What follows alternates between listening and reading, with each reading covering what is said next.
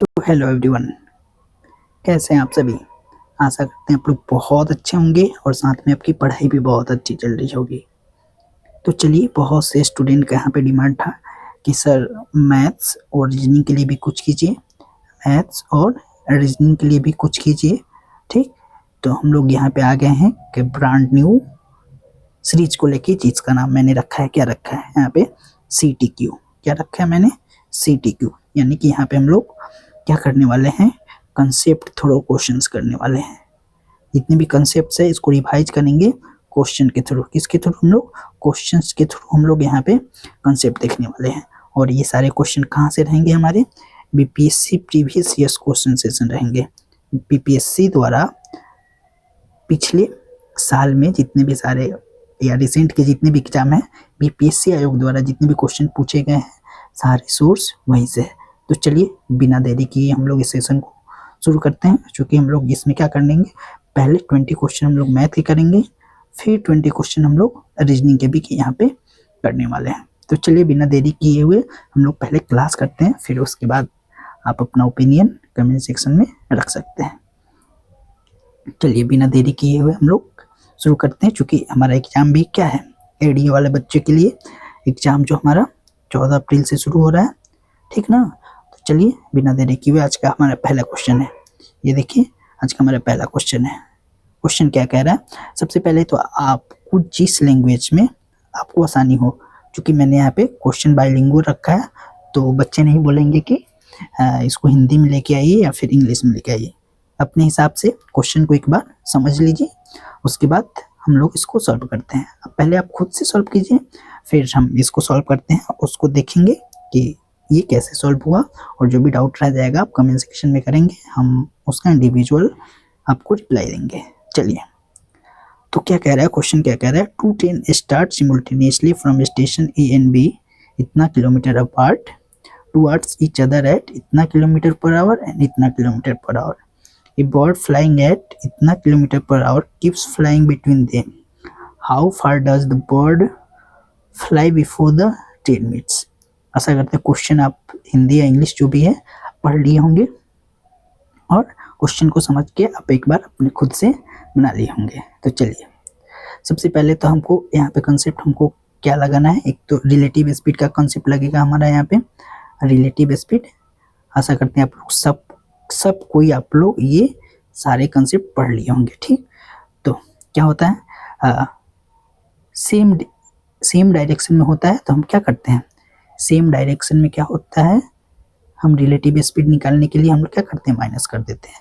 वहीं opposite direction में train रहती है, अपोजिट डायरेक्शन में रहती है, तो रिलेटिव स्पीड निकालने के लिए हम लोग क्या कर देते हैं, दोनों के स्पीड को जोड़ देते हैं।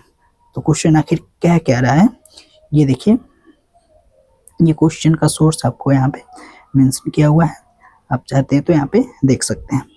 चलिए, और यहाँ पे मैंने एक नया सा चीज़ ट्राई किया है। यहाँ पे ये जो हाई जो दिखा रहा है आपके, ये क्वेश्चन के लेवल को दिखा रहा है। ठीक, तो आप खुद से जज कर सकते हैं। चलिए, तो क्या कह रहा है, हमारा स्टेशन A यहाँ पे है और स्टेशन B यहाँ पे है। यहाँ से हमारा 60 किलोमीटर पर आवर के हिसाब से ट्रेन चलती है और इधर से हमारा कितना 40 किलोमीटर पर आवर के हिसाब से इधर से एक ट्रेन चलती है। ठीक, और क्या कह रहा है, इसी बीच एक जो चिड़िया जो है 100 किलोमीटर पर आवर के हिसाब से 100 किलोमीटर पर आवर के हिसाब से उड़ती है। जब तक उड़ती है जब तक कि ये दोनों ट्रेन एक दूसरे को क्रॉस ना कर जाए, यानी एक दूसरे से मिल ना जाए। हाँ, चूँकि मान लीजिए इसका स्पीड 60 है, तो ये ज़्यादा ही डिस्टेंस तय करेगी, यानी कि ये दोनों के मिलने के पहले तक ये चिड़िया उस टाइम में कितना दूर तक उड़ेगी, ये आपको बताना है। ठीक, तो दोनों के बीच का डिस्टेंस हमारा क्या दिया हुआ है, हमारा यहाँ पे दिया हुआ है 400 किलोमीटर दिया हुआ है। ठीक, और दोनों का रिलेटिव स्पीड क्या हो जाएगा, चूँकि दोनों अपोजिट डायरेक्शन में चल रहे हैं, तो हमारा रिलेटिव स्पीड क्या हो जाएगा, यानी 60 + 40 यानी क्या हो जाएगा हमारा 100 किलोमीटर पर आवर हो जाएगा। क्या हो जाएगा हमारा 100 किलोमीटर पर आवर।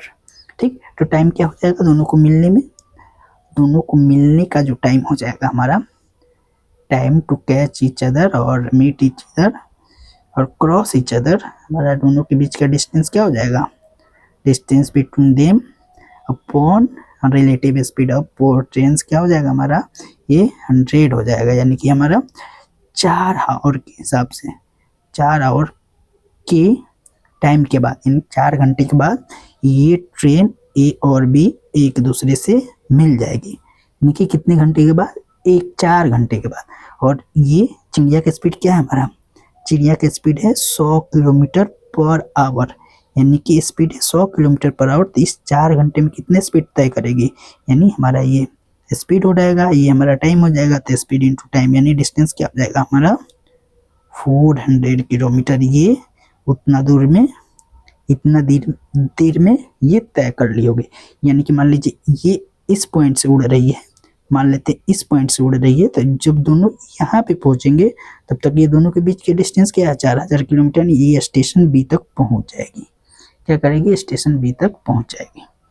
चलिए आसान थी, बस क्वेश्चन को थोड़ा सा लैंग्वेज में फंसाने की कोशिश की गई है।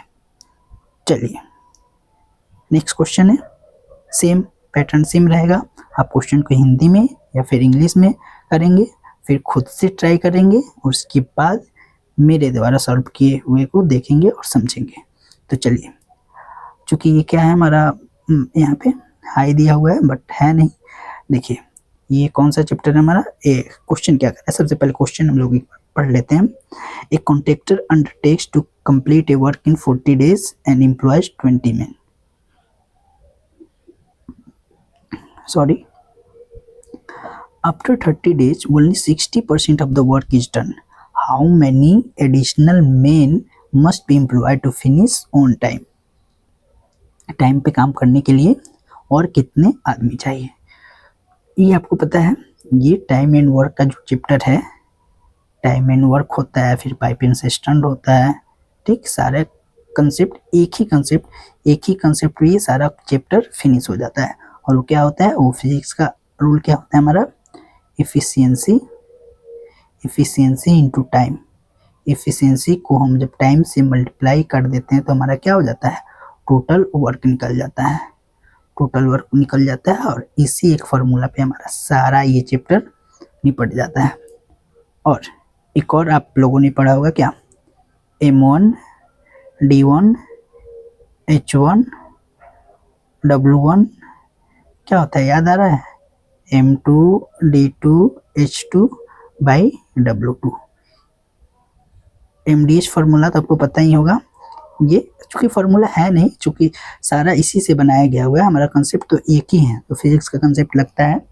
चलिए क्वेश्चन हम लोग समझ लिए हैं। क्या होता है, ठेकेदार होता है जिसको कि एक कॉन्ट्रैक्ट लेता है कि 40 दिन में उसको काम करना है, और इसके लिए वो 20 आदमी को ही एम्प्लॉय करता है।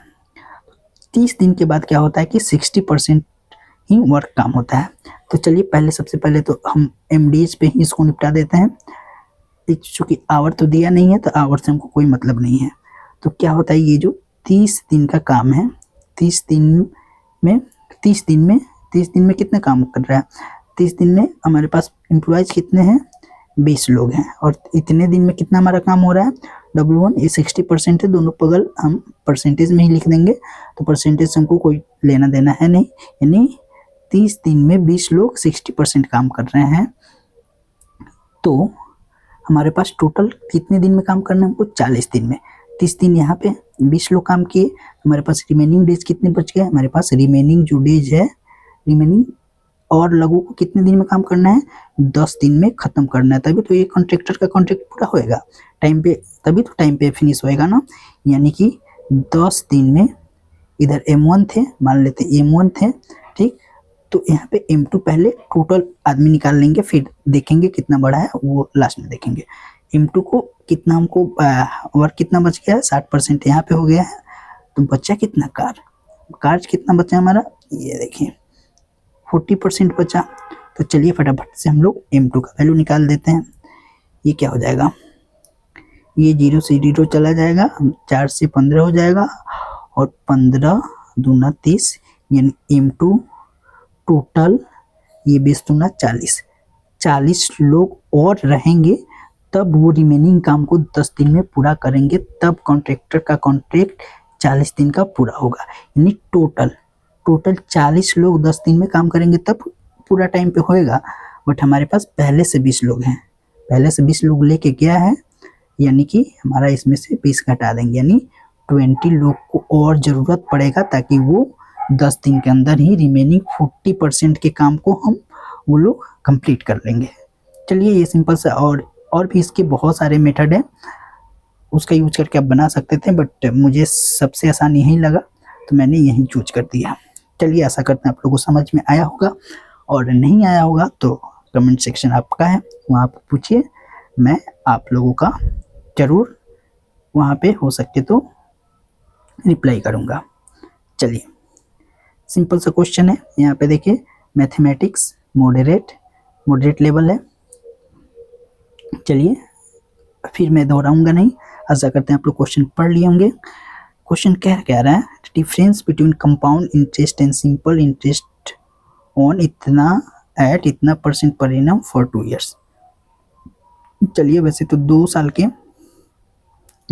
के CI और SI के बीच का डिफरेंस का फॉर्मूला ही डायरेक्ट होता है, क्या होता है हमारा R square rate square by 100% 100 होता है, यानी कि इतने % का जो होता क्या होता है हमारा, ये दोनों के बीच का डिफरेंस होता है।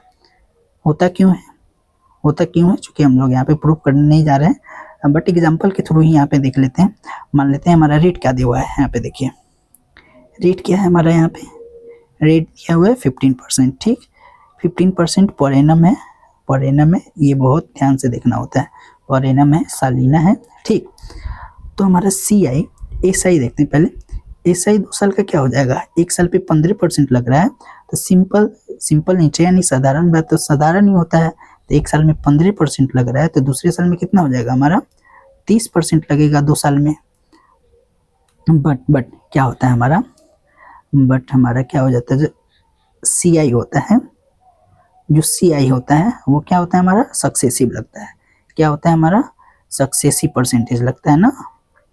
तो क्या होता है सक्सेसिव का 2 साल के ब्याज का क्या हो जाएगा, सक्सेसिव फार्मूला क्या होता है हमारा 2 साल के A + B + A × B by 100 होता है।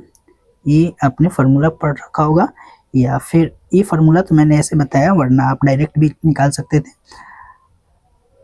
बहुत सारे रूल है सक्सेसिव को लेके, बट हम लोग ये डायरेक्ट इस फार्मूला का यूज करके चूंकि यहाँ पे दोनों हमारा क्या रहेगा 15% रहेगा, यानी कि 15 30 हो जाएगा। ये देखिए 15 + 15 + 15 का स्क्वायर करेंगे तो हमारा 225 बाई 100 हो जाएगा, यानी कि 30 2 32.25, यानी 2 साल में CI हमारा इतना होएगा और SI इतना होएगा, दोनों के बीच का डिफरेंस लेंगे तो क्या हो जाएगा 2.25%, जो कि यही आया, ये देखिए यही तो है R स्क्वायर बाई 100, यानी 15 का स्क्वायर बाई 100, यानी SI और CI के बीच का डिफरेंस 2 साल का क्या हो जाएगा हमारा R स्क्वायर बाई 100, यानी 2.25%, ठीक। तो चलिए 16,000 का 2.25% निकाल लेते हैं, परसेंटेज 100 से ये 2 जीरो चला जाएगा, ठीक, और 2 जीरो चला जाएगा, हमारे पास 2 जीरो और भी है, तो ये देखिए कितना हो जाएगा 16 16 दूना 32 8 40, 16 दूना 32 4 36, हमारे पास क्या है, 1 जीरो इसमें का भी है, 1 जीरो इसमें का भी है, और 2 ये पॉइंट हमारा बच गया, तो यहाँ पे 2 लगा देंगे, यानी कि क्या हो जाएगा 360 रुपया। CI और SI के बीच का डिफरेंस क्या हो जाएगा हमारा 360 हो जाएगा। चलिए आशा करते हैं ये भी बहुत मतलब मॉडरेट ही था। ये डिपेंड करता है कि कितना जल्दी इसको सॉल्व कर लेते हैं, और चूंकि तो हमारा ADU में क्या होने वाला है 100 क्वेश्चन होने वाले हैं, 100 क्वेश्चन होने वाले हैं ना, जनरल एप्टीट्यूड के 100 क्वेश्चन होने वाले हैं, तो आप कितना इसको जल्दी कर लेते हैं। चलिए आशा करते हैं ये भी आपको समझ में आया होगा। तो चलिए बिना देरी किए हुए अगले क्वेश्चन पे बढ़ते हैं। सेम है, रूल सेम है, पहले क्वेश्चन को पढ़ेंगे और खुद से पहले करने की ट्राई करेंगे। तो चलिए, हमारा ये भी लेवल क्या रह रहा है, हमारा यहाँ पे मॉडरेट है। तो क्वेश्चन क्या कर रहा है देखते हैं। Pipe A fills a cistern in 15 minute, pipe B 20 minute, C empties in 60 minute. If all three are open simultaneously how long it to fill.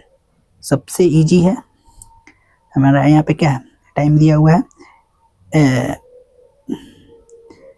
A B C 20 minute, ए का 15 minute है, 20 minute है और 60 minute है। तो total work कैसे निकालते हैं, आपको पता है ये इस तारीख, ये टाइम का जो है, टाइम का हम एलसीएम ले लेते हैं। तो पता है आपको, ये सब पता होगी, बट हाँ आपको यहाँ पे एक बार गो थ्रू करना जरूरी है।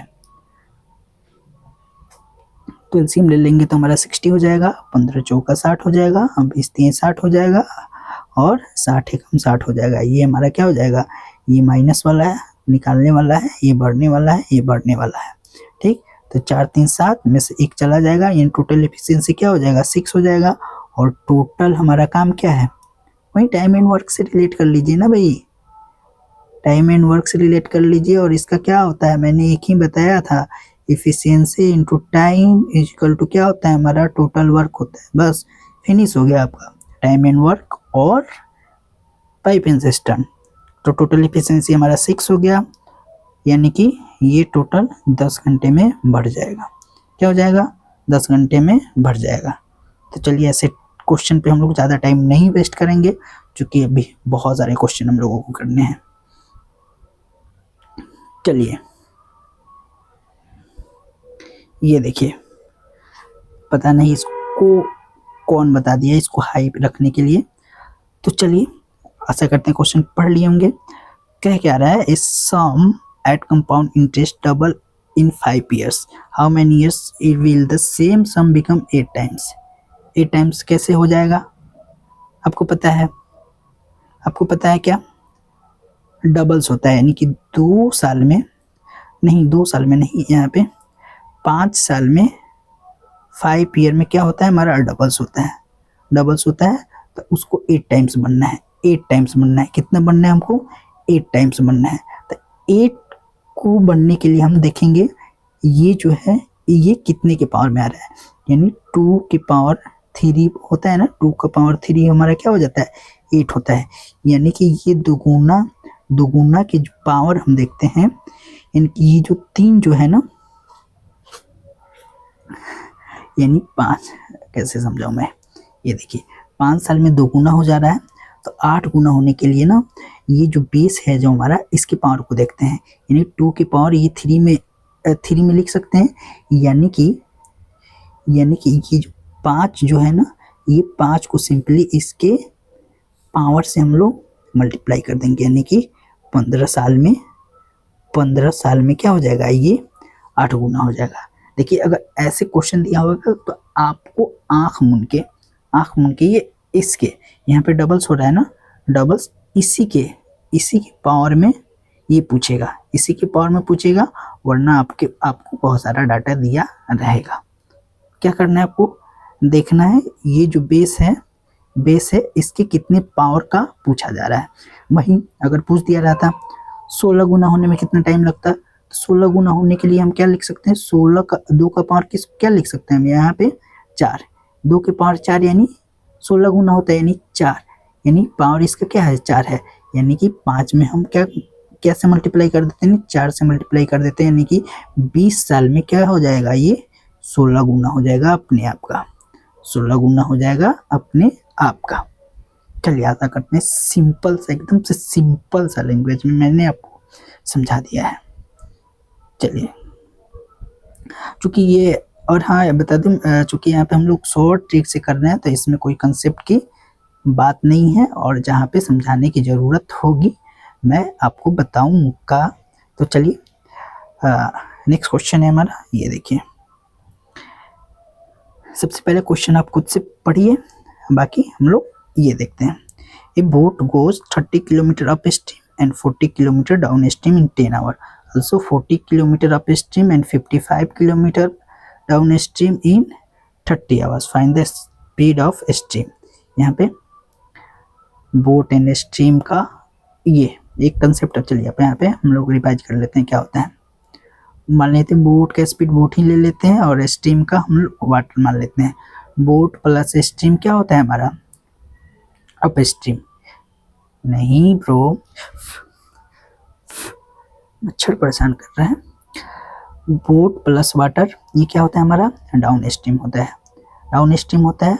और बोट माइनस वाटर यानी अप स्ट्रीम होता है। धारा के ये प्रतिकूल है, ये धारा के नहीं, ये धारा के अनुकूल है और ये धारा के प्रतिकूल है। प्रतिकूल है तभी तो इसका स्पीड कम हो जाएगा, यानी करंट माइनस कर देगा। ठीक, तो यहाँ पे बोट के स्पीड को निकालने के लिए क्या करेंगे? दोनों के जोड़ के 2 से डिवाइड कर देंगे, यानी D plus you down stream plus up stream by 2 हो जाएगा। सिमिलरली हमारा वाटर का क्या हो जाएगा? वाटर यानी कि यहाँ पे बोले तो करंट का स्पीड क्या हो जाएगा हमारा?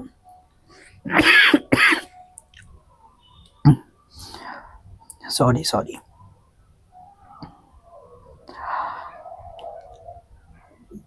डी में से यू को माइनस करके और 2 से डिवाइड कर देंगे। डी का मतलब हमारा डाउन स्ट्रीम से है, यू का मतलब अप स्ट्रीम से है, और बोट का मतलब बोट ही है, और वाटर का मतलब हमारा स्ट्रीम से है। ठीक, चलिए दो हमारा यहाँ पे 2 पे सिचुएशन दिया है, इसको देखते हैं।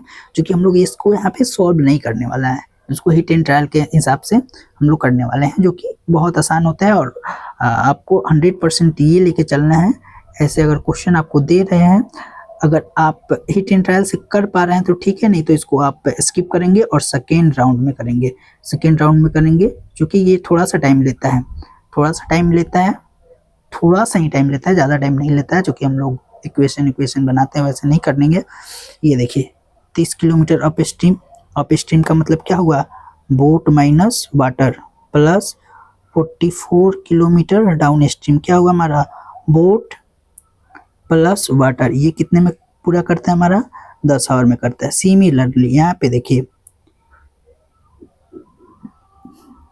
40 किलोमीटर अप स्ट्रीम यानी कि boat minus water plus 55 kilometre down stream यानी कि बोट प्लस वाटर कितने में करता है? 13 आवर में करता है। ठीक, यहाँ पे आपको कुछ दिख रहा है, क्या? 44, और यहाँ पे क्या दिख रहा है? 55। यानी कि ये दोनों का मान, इस दोनों का मान अगर हम 11 लेते हैं तो ये कितना बार में कट जाएगा? 4 कट जा रहा है, यहाँ 4 है, और यहाँ पे टोटल कितना कर रहा है? 10। यानी कि यहाँ पे हमारा 6 होना चाहिए। 6 कब आएगा? जब बोट माइनस वाटर यानी कि हमारा अप स्ट्रीम का वैल्यू कितना होना चाहिए? 5 होना चाहिए। अगर सेम यहाँ पे काम कर गया, यानी कि आपका हिट एंड ट्रायल काम कर गया। चलिए यहाँ पे 11 लेते हैं तो ये हमारा क्या हो जाएगा? 5 हो जाएगा। और इसको 5 लेते हैं तो हमारा ये क्या हो जाएगा? हमारा 8 घंटा हो जाएगा। और दोनों को जोड़ते हैं तो हमारा क्या हो जा रहा है? यहाँ पे 13 घंटा आ जा रहा है। यानी कि हम लोग जो एज्यूम किए थे वो कंडीशन सही है।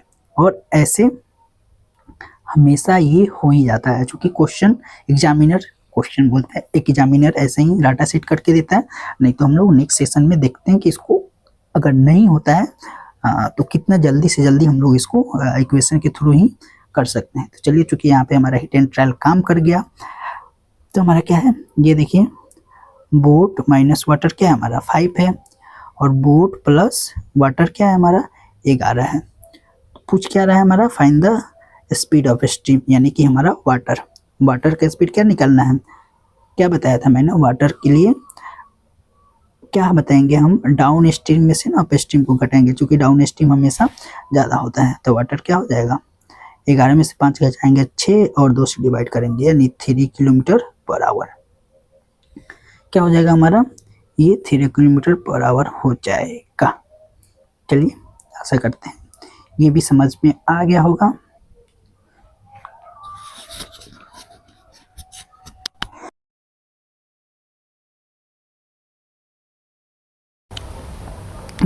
सॉरी। चलिए नेक्स्ट क्वेश्चन क्या कह रहा है? A shopkeepers marks his good 40% above cost price, and gives two successive discount of 15% and 10%. What is his net gain or loss percent? तो सक्सेसिव के केस में मैंने बताया था ना, बहुत सारा मेथड होता है। क्या होता है? बहुत सारा मेथड होता है। ठीक, तो चलिए इसको दूसरे मेथड से हम लोग सॉल्व करते हैं। क्या कह रहा है? केस 1 हमारा, ठीक, पहले तो क्या कर रहा है? मार्क्स को to success, what is gain और लॉस परसेंट।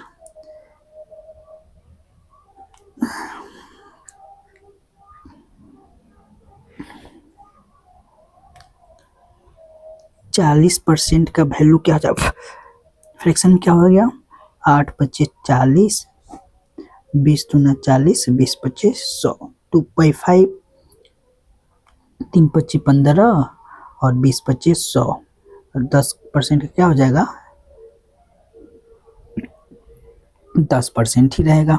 ठीक, तो पहले क्या करता है? मार्कअप करता है ना 20% 40% का, यानी कि 5 का कॉस्ट प्राइस है, और मार्कअप कितना कर देता है? 40% का, यानी कि 7 कर देता है। फिर क्या करता है? 15% का डिस्काउंट पहला देता है, यानी 20 पे 3 यूनिट का डिस्काउंट देगा तो कितना हो जाएगा हमारा? 17 हो जाएगा। सिमिलरली 10% का डिस्काउंट देगा, 10 पे डिस्काउंट देगा 1 का तो कितना हो जाएगा? ये हमारा 9 पे हो जाएगा, यानी 20 25 100, यानी कि ये 1000 हमारा कॉस्ट प्राइस हो जाएगा, और यहाँ पे ये मल्टीप्लाई कर लेते हैं, हमारा क्या हो जाएगा? मच्छर परेशान करते हैं। 7 9 63, और इसमें 17 से मल्टीप्लाई कर देते हैं तो क्या हो जाएगा? 17 3 51, और 17 6 102, और 51 में का 5, यानी 107, यानी कि 1000 पे हमारा कितना बढ़ रहा है? 71 बढ़ रहा है। 71 बढ़ रहा है, यानी कि हमारा क्या हो जाएगा? 7.1 का प्रॉफिट हो जाएगा। क्या हो जाएगा हमारा? 7.1 का प्रॉफिट हो जाएगा, यानी कि ऑप्शन हमारा 1 सही हो जाएगा। ऑप्शन 1 सही हो जाएगा। चलिए नेक्स्ट क्वेश्चन क्या है हमारा, ये देखिए। In an exam 35% failed in Hindi, 45% in English, 20% in both, what percent pass in both subject? चलिए इसको, चूंकि ये कौन सा कंसेप्ट बोलते हैं भाई, छोड़िए इसको, फार्मूला के थोड़ा छोड़िए, जो कि हम लोग क्या, यूनियन इंटरसेक्शन ये पता है ना, यूनियन इंटरसेक्शन, ये सब क्लास 11 में हम लोग पढ़े थे, याद होगा। तो चलिए, चूंकि हम लोग फार्मूला ए यूनियन का बी का, ये सिंपली, ये वैसे तो ये याद होना चाहिए था, A union B equal to क्या होता है? Element of A plus element of B minus A intersection B होता था ये, क्योंकि ऐसे लिखा नहीं जाता था, एलिमेंट ऑफ ए ऐसे करके लिखा जाता था। तो आप सिंपली, आपको उससे मतलब नहीं है, आपको ये पता होना चाहिए A union B equal to क्या होता है? A plus B minus A intersection B होता है। बट चूंकि हम लोग यहाँ पे वेन डायग्राम के थ्रू करने वाले हैं, तो मान लेते हैं, ये देखिए, ये हमारा टोटल यूनिवर्सल हो गया। ठीक, इसमें क्या कह रहे हैं, ये मान लेते हैं, एक हिंदी वाले हो गए, हिंदी वाले बच्चे हो गए, और ये हमारे इंग्लिश वाले बच्चे हो गए। ठीक, ये हिंदी वाले हो गए, ये इंग्लिश वाले हो गए। क्या कह रहे हैं? 20% फेल्ड इन बोथ।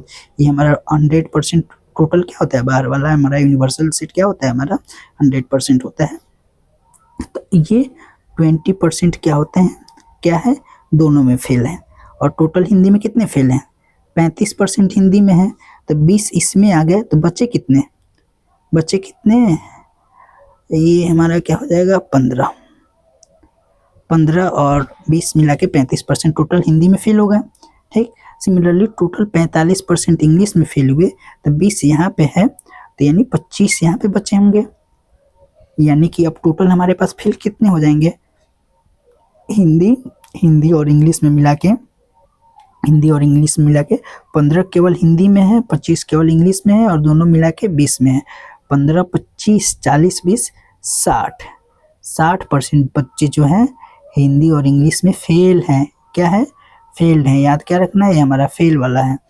तो पास कितने हुए? What percent passed in both subject? 60% fail हुए, यानी कि 40% हमारा क्या होंगे? पास होंगे। 40% हमारा क्या होंगे? पास हो जाएंगे। इसको इसके थ्रू भी आप आराम से निकाल सकते थे। चलिए नेक्स्ट क्वेश्चन है। मॉडरेट क्या बोलेंगे? इसको बहुत इजी बोलेंगे। इजीएस्ट बोलेंगे। Ages of A B C are in ratio, इतने की रेशियो में दिया हुआ है। अब sum of their age is 60, what is B percentage? चलिए इसमें भी कोई कंसेप्ट बताने की जरूरत है, ये बचपन से पढ़ते आ रहे होंगे। 5 3 8 7 15, 15 का वैल्यू क्या दिया हुआ हमारा? 60, यानी 4 यूनिट। 4 यूनिट में हमको कितना बी का परसेंटेज बताना है, यानी इसमें 5 से गुना कर देंगे, यानी 5 चौका 20 ईयर। 20 ईयर। ऐसे क्वेश्चन को हम लोग को टाइम नहीं देना था, बट क्या है, ये भी पूछा हुआ है शायद सेमी प्रीलिम्स में है। बीपीसी 70 प्रीलिम्स, ये कॉपी हो गया है क्या? नहीं, ठीक है, सोर्स ठीक है। चलिए वैसे एक दो इजी तो रहेंगे, सारे क्वेश्चन तो मॉडरेट और हार्ड तो मिलेंगे नहीं आपको। चलिए यहाँ पे देखिए, ए स्फीयर ऑफ डायमीटर 20 सेंटीमीटर, इसको हम लोग इधर कर लेते हैं। ये सही पूरा। इतना क्लास बीत जाने के बाद ये थोड़ा सा दिमाग में आया, क्योंकि पहला क्लास है ना। Sphere of diameter 12 centimetre melted and recast into A cone of base radius 6 centimetre, what is the height of the cone? Concept क्या है हमारा? मान लेते हैं एक गोला को, एक स्फीयर को पिघला के, ठीक, एक कोन बनाते हैं, या मान लेते हैं यहाँ पे कोन बनाया गया हो। यहाँ पे हमारे पास बहुत सारे फिगर हैं। यहाँ पे ये रहा ज्योमेट्री और ये रहा हमारा, मान लेते हैं स्फीयर से हम कोन बना दिए। हम टाइम क्यों वेस्ट करें जब हमारे पास सिस्टम है तो है। इस स्फीयर को पिघला के हम लोग कोन बना देते हैं। तो क्या बताता है? तो इस केस में हमारा क्या होता है? Volume of this is equal to volume of this, यानी ये दोनों का वॉल्यूम समान होना चाहिए, क्योंकि सारा मटेरियल हमारा एज्यूम करते हैं कि हमारा 1% भी मटेरियल क्या होता है? वो वेस्ट नहीं होता है। क्या होता है? वेस्ट नहीं होता है, ठीक। तो हाइट ऑफ कोन बताना है, तो सबसे पहले वॉल्यूम ऑफ स्फीयर क्या होता है?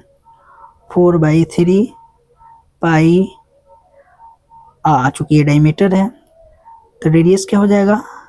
d/2, यानी कि 6 इंटू 6 इंटू 6 क्या होता है? 4/3 पाई r क्यों होता है? Volume of sphere. Volume of sphere क्या होता है हमारा? 4/3 पाई r क्यों। इसका वॉल्यूम कोन के वॉल्यूम के बराबर होएगा। तो कोन का वॉल्यूम क्या होता है हमारा? 1/3 पाई r स्क्वायर। आर स्क्वायर इसका डायमीटर क्या दिया हुआ है? नहीं, इसका बेस का रेडियस नहीं दिया हुआ है, यानी 6 इंटू 6 आर स्क्वायर। इसका वॉल्यूम क्या होता है? यहाँ पे लिख देते हैं 1/3 pi R square H. R square H, H ही तो हमको निकालना है। ये 3 से 3 चला जाएगा, पाई से पाई चला गया, 2 6 से 2 6 चला गया, यानी कि एच इज इक्वल टू क्या हो जाएगा? 6 चौका 24, 6 4 जा 24। चलो इंग्लिश वाले बच्चों के लिए भी बोल दिए, हाँ कि ना? बताओ जरा लगिन, यानी कि हमारा हाइट कितना हो जाएगी? 24 सेंटीमीटर हो जाएगी। बिहारी सिनेमानी लगिन। चलिए लगिन, ठीक। अगला क्वेश्चन पर पढ़ल जाओ, जल्दी जल्दी से कल जाओ ना। हमने कि मैथ के कितना क्वेश्चन करे के बाद, अब बाप रे, अभी 11 ही पे बानी सन, कौन बात ना, स्पीड बढ़ाओ जाओ। तो आइए देखते हैं, सेम रहेगा। सबसे पहले आप क्वेश्चन खुद पढ़ेंगे और फिर हम लोग यहाँ पे देखने वाले हैं। 7000 is divided among A B C, A share is double of B share is double of C. Simple सा रेशियो का क्वेश्चन है, ए बी सी, ये एकरा से डबल बा, इनकरा से डबल हमारा होई बा। क्रिकेट का कमेंट्री भोजपुरी में देखते देखते मतलब भोजपुरी से मतलब इतना इंटरेस्टिंग हो सकता है, ठीक। चलिए बी का शेयर जो है सी से दोगुना है और ए का शेयर जो है बी का दोगुना है, ठीक। और टोटल कितना है हमारा 7000 है, यानी टोटल यहाँ पे यूनिट कितना आ जाएगा, 7 का वैल्यू कितना है हमारा 7000 है, 7000 है, यानी कि 1000 एक यूनिट का वैल्यू हो गया। तो हमारा क्या बताना है, सी का शेयर बताना है। तो सी क्या हमारा 1 ही है, तो 1 का वैल्यू हमारा 1000 ही हो जाएगा। सी का शेयर ये हमारा हो जाएगा। चलिए, इसमें कोई समझाने वाला बात नहीं था, और यहाँ पे मॉडरेट काट के हमारा इजी कर लेंगे। चलिए अगला क्वेश्चन हमारा, फिर ट्रेन भाई आगे ले। A train 200 metre train overtakes a man walking इतना kilometre per hour same direction in 30 second. It also passes a platform in 45 second. What is the length of the platform. कथी में, metre में दे ले बनो option में, ठीक। तो सबसे पहले मैंने पहले क्वेश्चन में ही बताया था क्या, रिलेटिव स्पीड। रिलेटिव स्पीड का कंसेप्ट क्या बताया था, सेम डायरेक्शन में माइनस अपोजिट डायरेक्शन में, अपोजिट डायरेक्शन में क्या होएगा हमारा यहाँ पे प्लस होएगा। तो 200 मीटर के ट्रेन बटे इतना किलोमीटर पर आवर के हिसाब से आदमी चलाता, ठीक। Man walking at 6 kilometre per hour. आ चुकी यहाँ पे देखिए, यहाँ पे हमारा क्या है, यूनिट मीटर में दिया हुआ है, और यहाँ पे क्या है, किलोमीटर पर आवर में दिया हुआ है, ठीक। तो इसको हम लोग मीटर पर सेकेंड में ही बदल लेते हैं, क्योंकि यहाँ पे भी मीटर पूछा है, ये भी सेकेंड में है और ये भी मीटर में दिया हुआ है। तो 6 को हम 5/18 से सिंपली मल्टीप्लाई कर देते हैं। ये भी बताना पड़ेगा क्या, 5/18 से किलोमीटर पर आवर को मल्टीप्लाई कर देते हैं, तो हमारा क्या हो जाता है 6 तिरका 18, यानी 5/3 मीटर पर सेकेंड, ठीक। तो यहाँ पे हम लोग, हाँ कंडीशन क्या है कि हम लोग आदमी की जो लंबाई होता है ना, लंबाई तो होता है, लेकिन चौड़ाई यहाँ पे ना हम लोग 0 लेते हैं। क्या लेते हैं हम लोग, 0 लेते हैं, यानी कि ट्रेन खुद को जितना देर में पार कर लेगी, ठीक। तो 200 मीटर की ट्रेन है, इतना किलोमीटर के हिसाब से ये चलता है, तो दोनों के रिलेटिव स्पीड क्या हो जाएगा, रिलेटिव स्पीड क्या हो जाएगा हमारा, रिलेटिव स्पीड का ट्रेन और मैन का हमारा क्या हो जाएगा, ट्रेन का मान लेते हैं हम, टी ही मान लेते हैं, टी मीटर पर सेकेंड मान रहे हैं।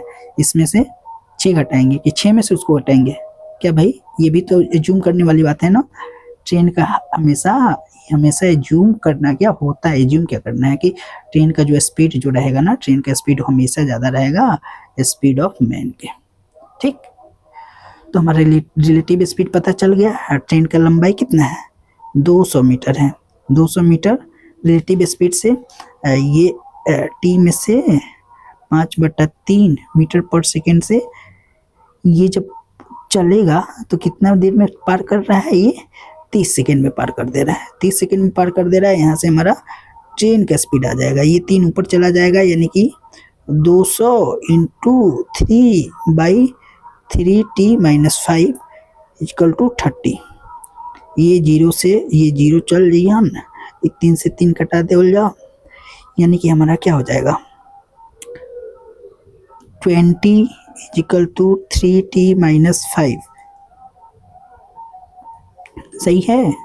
यानी कि t = क्या हो जाएगा हमारा 25/3, यानी ट्रेन के स्पीड हमको पता चल गया। ट्रेन का स्पीड पता चल गया, तब क्या कह रहा है, it also passes a platform in 45 second. तो यहाँ पे प्लेटफॉर्म का जो लंबाई होता है, ये क्या, इसके लंबाई को हम लोग वहीं को तो बताना है, प्लेटफॉर्म की लंबाई को बताना है, तो इसके प्लेटफॉर्म की लंबाई को हम लोग पी ही मान लेते हैं, ठीक। पी टोटल लेंथ कितना पार करना पड़ेगा ट्रेन को, प्लेटफॉर्म की लंबाई को प्लस इसकी खुद की लंबाई कितना है हमारा 200 मीटर है। स्पीड हमको पता चल गया 25/3, इसको कितने देर में पास करती है, कितने देर में पार कर रही है 45 सेकेंड में, 45 सेकेंड में, यानी कि ये हमारा 3 ऊपर चला जाएगा ना,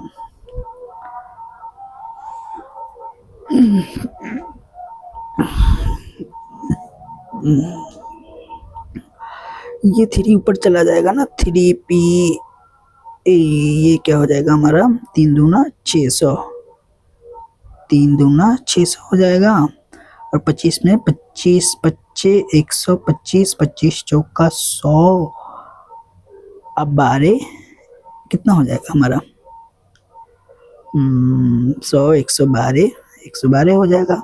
इसमें से हम ये देखिए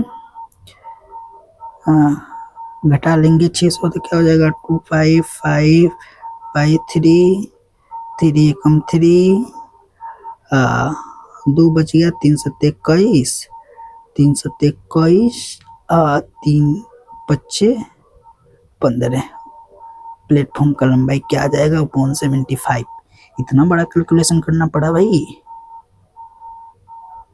मैंने कहीं ना कहीं स्टेप थोड़ा सा मिस किया, वैसे ज़्यादा नहीं है बट ठीक है, हमारा प्लेटफॉर्म का लंबाई पता चल गया। कैसे हुआ, आपको रिलेटिव स्पीड वाला कंसेप्ट मैंने अच्छी तरह से पहले ही क्वेश्चन में बता दिया था। उसके बाद यहाँ पे मैन का जो चौड़ाई होता है हम लोग 0 लेते हैं, और ये वाला कंसेप्ट भी बता दिया।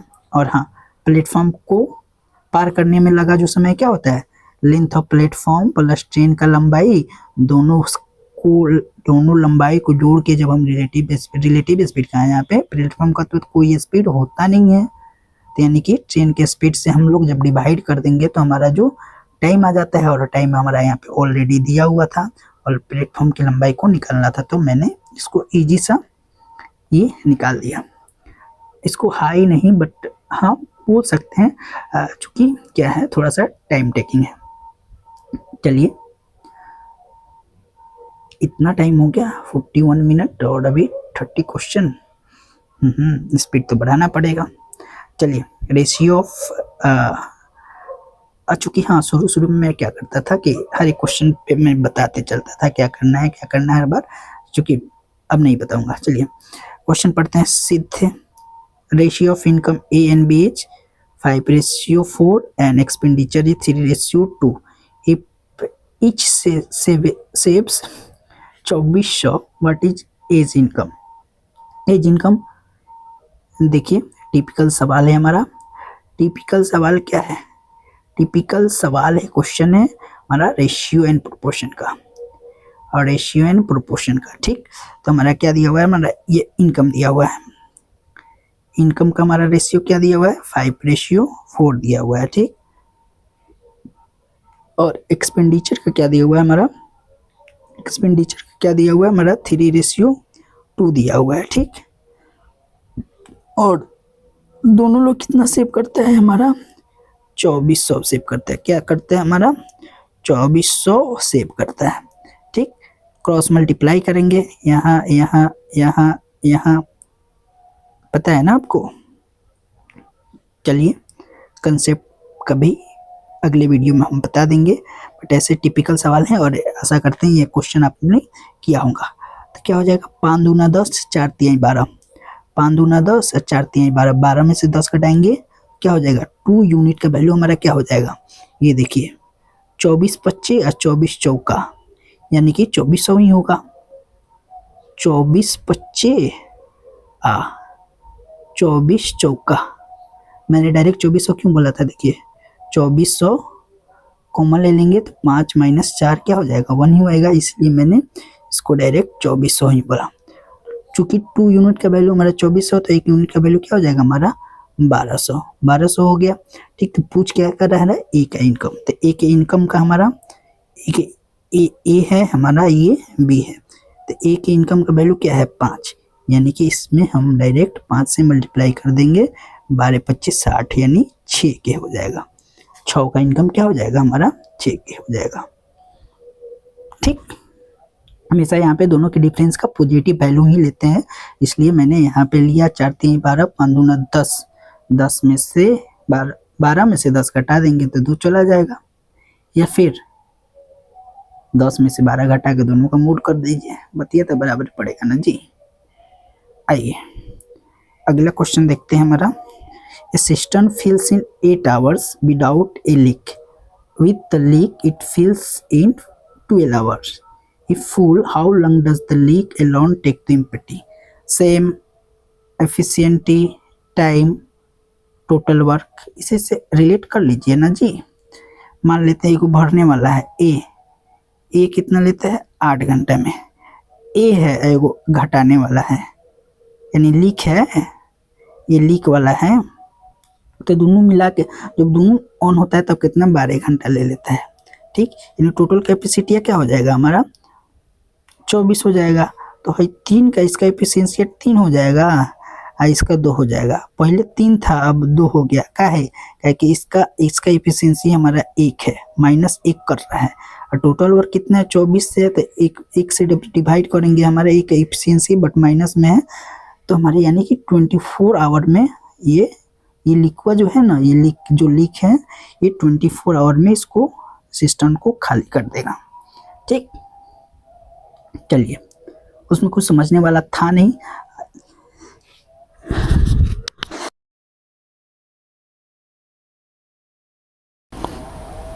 सॉरी। चलिए, अगला क्वेश्चन है हमारा, ये देखिए। A man invested 5,000 at 10% SI and 4,000 and 12% SI per annum. How many years will the total interest equal to 4900? How many years मान लेते हैं टी SI इजिकल टू क्या होता है हमारा P into R into T by 100 होता है ना जी। मान लेते हैं टी मान लेते हैं, तो इसका 10% निकाल लेंगे, इसका 12% निकालेंगे, तो क्या हो जाएगा 10 2 कट जाएगा, यानी कि 500 इसका हो जाएगा। 500 टी टाइम हम टी ले लिए हैं तो ये भी टी रहेगा। इसका 12 चौका 48 480 इसका भी टी रहेगा, यानी टोटल कितना हो जाएगा 980। टी का वैल्यू कितना हमारा 4900 होने जाना चाहिए। दोनों इंटरेस्ट पे, पहला मूलधन पे इंटरेस्ट ये हो गया और दूसरा मूलधन पे हमारा इंटरेस्ट ये हो गया। दोनों का वैल्यू हमारा इतना के बराबर होना चाहिए, यानी टी का वैल्यू कितना हो जाएगा 5 ईयर हो जाएगा। कैसे हो जाएगा 4900 को 980 से हम जब भागा देंगे ना 8/40 और 9×5 = 45 4 49, यानी कि 5 साल। 5 साल में जो है ना ये 5000 पर 10% के हिसाब से और 4000 पर 12% के हिसाब से दोनों का इंटरेस्ट जोड़ा जाएगा तो हमारा 4900 मिल जाएगा। चलिए अगला क्वेश्चन देखते हैं। अगला क्वेश्चन क्या है हमारा मैथमेटिक्स मॉडरेट का है। एक कंसेप्ट आपको पता रहेगा और ये आप ये क्वेश्चन कर ले जाएंगे, ठीक। मेंसुरेशन का हमारा यहाँ पे पहला question, the diagonals of a rhombus are 14 centimetre 30 centimetre, find its perimeter बताना है, ठीक। तो रोम्बस क्या होता है जी, समचतुर्भुज क्या होता है, चारों कोण इसके बराबर होते हैं और चारों भुजा भी बराबर होते हैं। ऐसे भी हो सकता है ना जी। चलिए ज़्यादा इसको डिस्कस नहीं करते हैं, सॉरी भैया लोग। तो देखिए ये रोम्बस हो गई हमारा ABCD।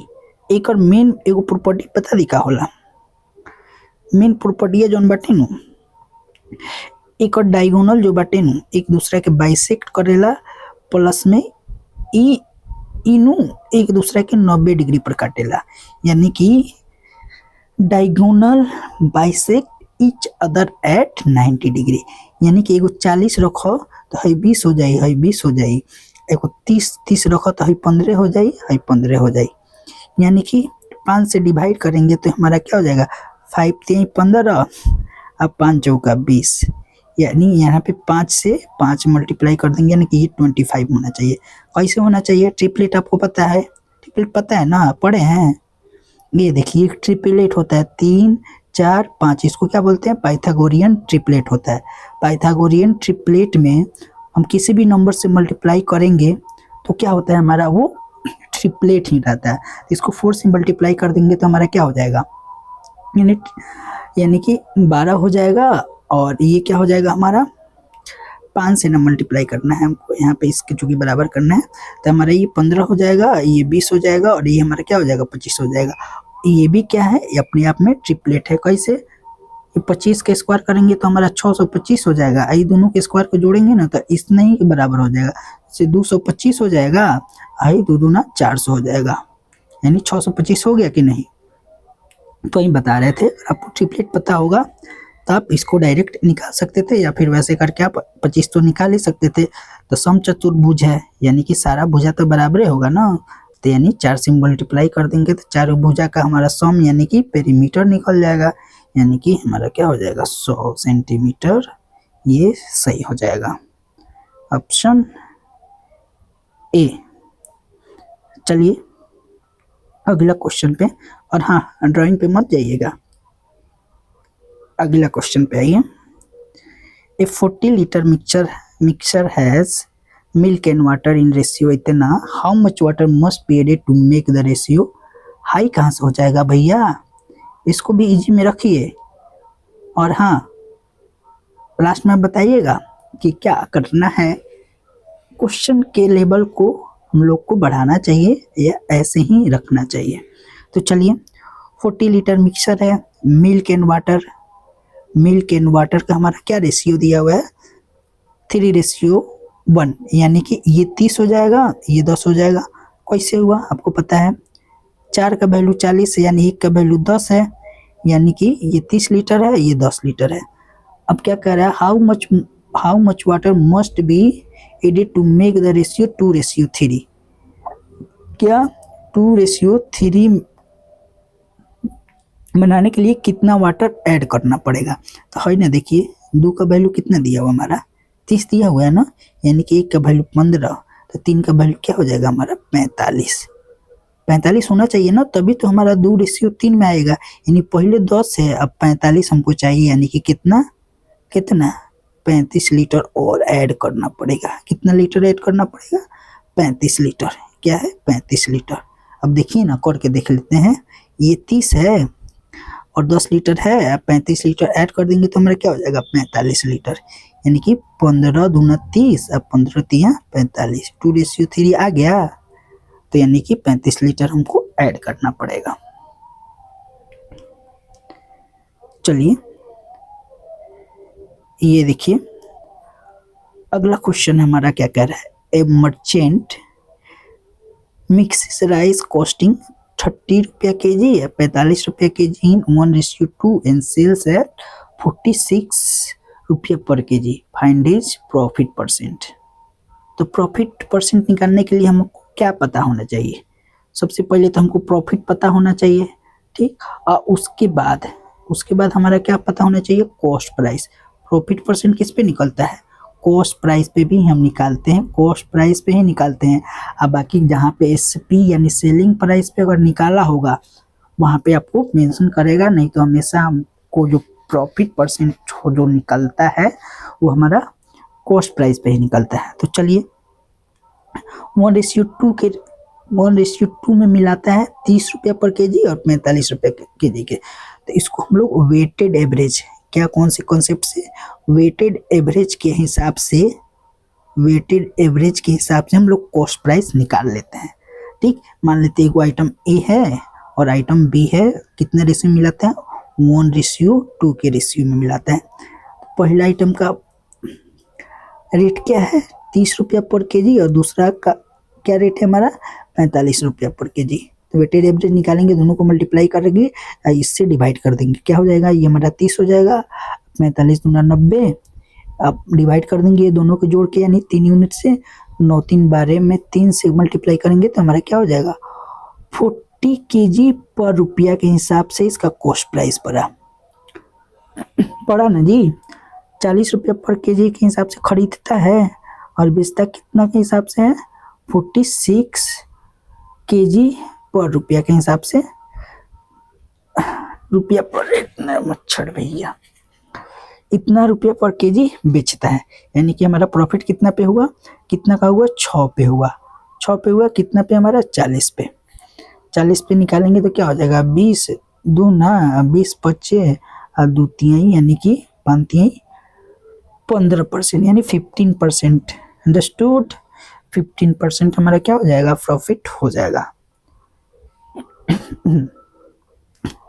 सेकेंड लास्ट क्वेश्चन हमारा ये मैथ के सेशन का। तो चलिए, a number is increased by 20% and then decreased by 20%, what is net percentage change.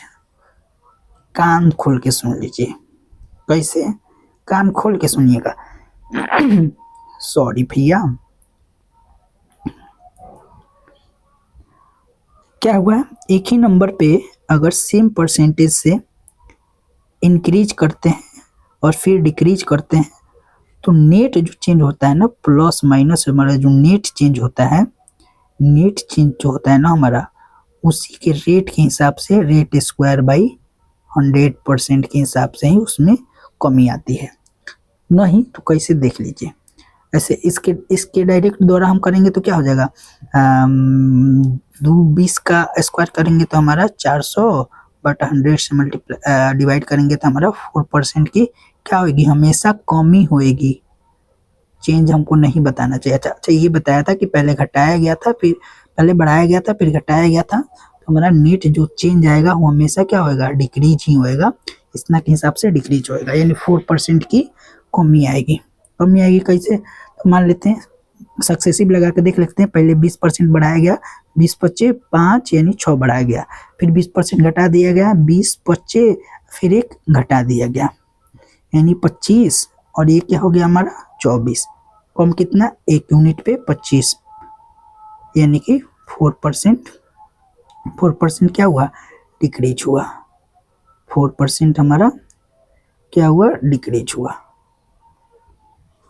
वही मैंने बताया, अगर किसी वैल्यू को सेम परसेंटेज से बढ़ाया घटाया जाए तो उसका नेट जो चेंज होता है वो हमेशा डिक्रीज में होता है, यानी माइनस में होता है, और आर स्क्वायर बाई 100 के हिसाब से उसमें कमी आती है। चलिए, मैंने नहीं सोचा था कि इतना बड़ा ये सेशन हो जाएगा। तो हम लोग पहला सेशन में पहले मैथ के ही रहते हैं और ऐसा करते हैं कि रीजनिंग वाला सेशन को, रीजनिंग वाले सेक्शन को हम लोग दूसरे लेक्चर में कर लेंगे, क्योंकि ये बहुत ज़्यादा हो रहा है। और अभी रात के बता दूं हम 12 बज चुके हैं और हम यहाँ पे हैं अपने नहीं, जहाँ पे रहते हैं हम उसके टंकी के पीछे बैठ के ये लेक्चर रिकॉर्ड कर रहे हैं। तो छोड़िए, ये सब छोड़िए, लास्ट क्वेश्चन करते हैं। और हाँ, अपना ओपिनियन देना नहीं भूलिएगा कि हम लोग इस सेशन को कैसे और ज़्यादा इम्प्रूव कर सकते हैं। ठीक। और रीजनिंग का चिंता मत करिए, हम लोग यहाँ पे बहुत सारे टाइप के क्वेश्चन करने वाले हैं। तो चलिए, ABC can do a job in 3, 6, 8 and 12 days. They work together. A leaves after 2 days. B leaves 1 day before completion. In how many days is the job done? भाई ये वर्क एंड टाइम कहिए या time and work, हम लोग का तो पीछा नहीं छोड़ रहा है। तो चलिए, आज का हम लोग इसका अंत इसी क्वेश्चन से कर लेते हैं। तो बहुत बढ़िया कंसेप्ट है, देखिए इसको करके जाइएगा। क्या कह रहा है, हमारा ए है, बी है और सी है। कितने दिन करता है, 6 दिन में, 8 दिन में और 12 दिन में। ये टोटल काम कितना हो जाएगा हमारा, 24। ये हमारा टाइम हो गया। एफिशिएंसी देख लेते हैं, 6 चौका 8 तिरका और 12 टूजा, ठीक, 4 3 2। ये हमारा एफिशिएंसी हो गया। टोटल वर्क कर रहा है। कंडीशन क्या दे रहा है कि ए लीव्स आफ्टर 2 days, 2 दिन काम करके ये निकल लेता है। ठीक, तो इसको निकाल नहीं देते हैं, 2 दिन का काम इसका घटा देते हैं। ए का 2 दिन का काम कितना हो जाएगा हमारा, 8 यूनिट। 8 यूनिट घटा देते, 8 यूनिट घटा देंगे तो हमारा क्या हो जाएगा, 8 6 14, 16 यूनिट काम बचा। 16 यूनिट काम बचा। अब बच गया हमारा ए, निकल गया इसमें से, हमारा ए निकल गया। बच गया हमारा बी और सी। और क्या कह रहा है, B leaves 1 day before completion. काम हो रहा है 3 दिन में और दूसरे के दिन निकल के भाग जा रहा है। तो हम क्या कह रहे हैं कि इसको एक दिन पहले नहीं ले जाके पूरा दिन काम करवाते हैं। यानी कि बी के 1 दिन का काम क्या हो जाएगा, बी के 1 दिन का काम एफिशिएंसी में वर्क 1 से गुना कर देंगे टाइम से, यानी कि 3 यूनिट काम इससे और करवा लेते हैं। तो बचा हमारा कितना काम है, 16 यूनिट। इसमें 3 यूनिट और काम करवा लेते हैं तो हमारा क्या हो जाएगा, ये हमारा 19 यूनिट काम जो है बी और सी मिलके लास्ट तक करेंगे। यानी कि बी और सी का एफिशिएंसी हमारा क्या है, 5 3 2 5 हो जाएगा ना, 5 से मल्टीप्लाई करेंगे तो हमारा क्या हो जाएगा, ये देखिए 5 तिहाई 15, 4 बच्चा पर 9 अट्ठे 40, 3.8 डेज होना चाहिए, 3.8 डेज होना चाहिए, या 3 इंटू 5 तिहाई 15, 4/5 डेज होना चाहिए। और डेज को इसको आवर में भी बदल सकते हैं, यानी कि ये 3.5 ना हो के हमारा ये 3.8 होना चाहिए। क्या होना चाहिए हमारा, 3.8 होना चाहिए। थोड़ा सा टाइपिंग मिस्टेक हो गया है या फिर हमसे गलती हुई है, आप कमेंट सेक्शन में बताएंगे। और हाँ, प्लीज़ प्लीज़ प्लीज़ आप अपना ओपिनियन देना ना भूलिएगा। और हाँ, आपको ये क्लास कैसी लगी ये भी बताइएगा और ओपिनियन दीजिएगा, ताकि हम लोग इस क्लास को और ज़्यादा से ज़्यादा प्रोडक्टिव और भी अच्छा कैसे बना सकते हैं। और मिलते हैं हम लोग, रीजनिंग का टाइमिंग बता दीजिएगा, चूँकि ये मैं अपलोड करूँगा कल शाम में करूँगा। और कैसा क्या रहेगा, रीजनिंग प्लस मैथ किया जाएगा, या फिर रीजनिंग और मैथ का दोनों सेपरेट सेशन रहेगा। और बाकी कौन सा क्वेश्चन लाना चाहिए, कोई भी सजेशन हो आप कमेंट सेक्शन में करेंगे। तो चलिए आज के लिए बस इतना ही। जय हिंद।